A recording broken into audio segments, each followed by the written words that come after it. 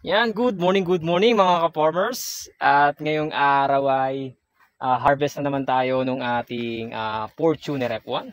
Yan. Medyo lumiliit na yung bunga ni Fortuner, pero kagandahan ka-farmers ay makinis pa rin. At ang bad news ka-farmers ay yung ating talong ay nadali ng 2,4-D. Yan. Yan ka-farmers yung disadvantage pag yung taniman natin ay malapit sa palayan. Kaya ayan ka-farmers. Palayan kasi yung kalapit natin kaya hindi natin may iwasan na mangulot. Kasi hindi naman natin kalkulado yung mga farmers na gumamit sila ng 2,4-D. Lalo na talagang kailangan din nila. Yan.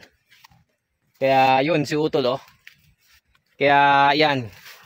Yan yung disadvantage ng kapag ang taniman natin ng talong ay malapit sa palayan. Ayan oh, kulot oh. Lalo dito kulot na kulot oh. Yan oh, ka-farmers. Nangulot yung ating talong. Hindi po nanigas, nangulot. Pero ang dami niyang bunga oh, ang daming bunga. Ayan, ilan talaga oh. Nangulot. Ayan.